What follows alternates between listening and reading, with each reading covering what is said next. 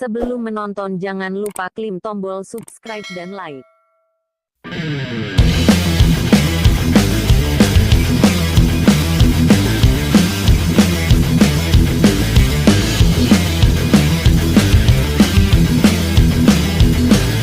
Assalamualaikum warahmatullahi wabarakatuh. Ketemu lagi bersama saya di channel RD Topan Prader. Pada kesempatan kali ini saya akan membahas tentang penjelasan mengenai YouTube di tahun depan ya, yang beberapa ya mungkin masih lama ya, 4 bulan lagi. Sekarang Agustus, September, Oktober, November, Desember. Ada waktu 4 bulan kurang lebih itu ke tahun depan, karena di 2027 YouTube membuat aturan baru buat kalian yang pemula yang ingin gabung YPP atau YouTube Partner Program ya. Seperti apa penjelasannya? Sebelum ke penjelasannya jangan lupa diklik tombol subscribe, share, and like. Nah, jadi di sini itu baru-baru ini saya juga baru tahu ya, melihat kebijakan YouTube itu buat tahun depan sangat ketat dan sangat berat mungkin untuk pemula. Nah, mungkin yang sudah monetisasi, nah seperti saya juga sudah gitu ya, sudah berjalan hampir 9 tahun atau 7 tahun lah kurang lebih ya channel saya itu. Nah, mungkin buat yang kalian sudah monet atau sudah berjalan, tinggal ditingkatkan lagi kualitas videonya, isi kontennya harus bermanfaat, menghibur, dan juga kreatif ya. Nah, jangan sampai nanti konten kalian sepi penonton. Nah, minimal tingkatkan atau membuat kreativitas mengenai postingan di YouTube ya. Karena tahun depan itu YouTube ada persyaratan yang mungkin menurut saya itu memberatkan kreator pemula. Nah, kita langsung saja akan bahas ya. Di sini kalian nanti bisa lihat itu penjelasannya atau kesimpulannya. Mungkin saya akan menjelaskan. Nah, yang pertama, kalian bisa lihat ya. YouTube itu menaikkan syarat monetisasi berlaku mulai 2027. YouTuber pemula harus kerja lebih keras. Nah, itu jadi artinya garis besarnya buat kalian yang hanya iseng itu mungkin tidak bisa mendapatkan syarat ini ya. Nah, kita lanjut lagi ya, seperti apa nih persyaratannya. Nah, yang pertama ini di sini kalian bisa lihat lagi ya, screenshotan dari informasi-informasi untuk program partner YouTube tahun depan. Nah, kalau kamu lagi ngejar monet itu mulai 1 Februari, nah katanya YouTube bakal naikin ambang persyaratan YPP atau YouTube Partner Program, dan kenaikannya lumayan bikin kalian kesel untuk mendapatkannya, terutama buat kalian yang suka kontennya kurang menarik atau ngeditnya asal-asalan, tidak bermanfaat dan kurang menghibur. Ya seenaknya saja misalnya memposting, itu mungkin akan kesulitan gabung di YouTube Partner Program ya. Nah, kemudian poin yang kedua nih. Syarat jam tayang itu naik 2 kali lipat, guys. Nah, yang sebelumnya sekarang ini ya, yang lagi berjalan ini sebelum ke tahun depan itu 4.000 jam. Nah, mungkin tahun depan dan ini bisa dipastikan akan 2 kali lebih berat atau 2 kali lipat lebih berat mungkin ya menurut YouTuber pemula kalau misalnya kontennya asal-asalan. Nah, kreator butuh 4.000 jam yang sekarang. Mungkin tahun depan itu 8.000 jam, dan untuk short untuk video panjang tadi 4.000 jam jadi 8.000 jam. Untuk konten video short itu yang tadinya sekarang 10 juta ambang batasnya untuk mendapatkan fitur monetisasi di YouTube program partner. Nah, tahun depan itu 2027 mungkin bisa jadi 20 juta atau dipastikan 20 juta shot dalam 90 hari. Bayangkan 3 bulan harus dapat segitu ya. Kalau belum tercapai ya dilanjut lagi seperti itu ya. Di tahun berikutnya, bulan berikutnya, kalau bisa ya kurang dari 1 tahun harus mencapai target tersebut ya. Nah, poin ketiga ini mungkin persyaratan ini berlakunya ya tahun depan ya. Sudah saya katakan, dan YouTube juga menyebut perubahan besar pertama terkait persyaratan YPP atau YouTube Partner Program ya.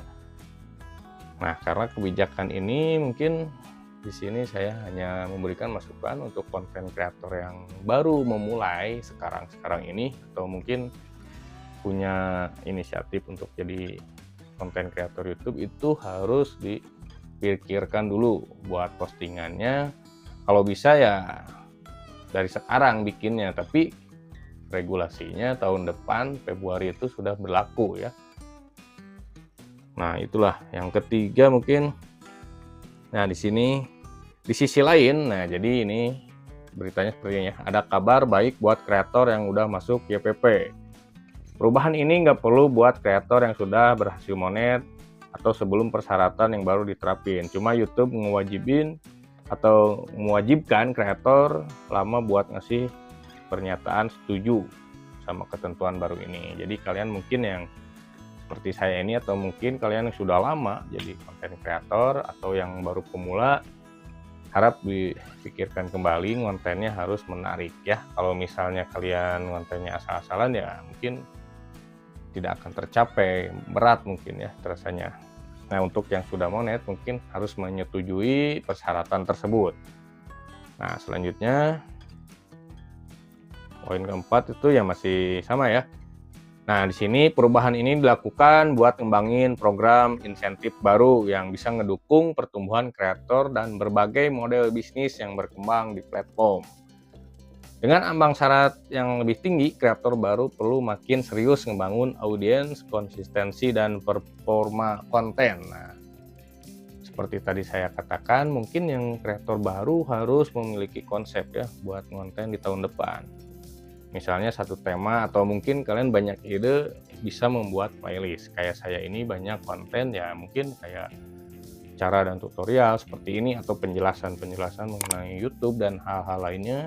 Mungkin kalian bisa bikin playlist ya. Kalau pemula mungkin buat satu playlist saja, satu konsep dulu. Mungkin nanti kedepannya sudah dimonetisasi atau bergabung ke YouTube Partner Program, mungkin bisa dikembangkan channelnya ya, atau akun YouTube-nya. Nah, poin selanjutnya yang kelima ini, jadi bukan cuma soal monetisasi ya. Di sini YouTube menjelaskan, YouTube juga bakalan memperluas premium lite ke semua negara yang udah nyediain YouTube Premium. Nah, kreator juga bakalan tetap dapat bagian dari pendapatan langganan ini. YouTube bilang kreator bakal dapat sekitar 60% pendapatan bersih dari Premium Lite ya. Mungkin dari langganan, kan ada fitur langganan di YouTube ya. Nah, itu mungkin apabila ada yang berlangganan ke channel kalian, melalui fitur Premium Lite ini bisa dimaksimalkan. Nah, terutama itu kontennya dulu ya. Kalau kontennya menarik, fitur langganannya mungkin banyak yang berlangganan ya, dan bergabung juga ke channel kalian. Nah, yang keenam, nah 2027 jadi tahun yang lebih sulit buat kreator YouTube karena syarat yang tadi ya saya sudah sebutkan. Sementara persaingan didapatkan dan perhatian penonton juga makin ketat. Bisa jadi bikin kreator pemula jadi lebih kesulitan buat monet ya. Jadi harus matang ya, sesuai yang saya tadi katakan, itu harus benar-benar di konsep kontennya, mau hiburan, edukasi, atau video lainnya seperti AI. Mungkin YouTube sudah mendukung konten AI, tapi itu harus dikembangkan. Balik lagi ke kalian harus kreatif mengembangkan konten AI-nya ya, harus satu tema gitu, seperti itu ya. Dengan 8.000 jam tayang yang ada itu sekarang juga kan mungkin banyak yang kesulitan ya.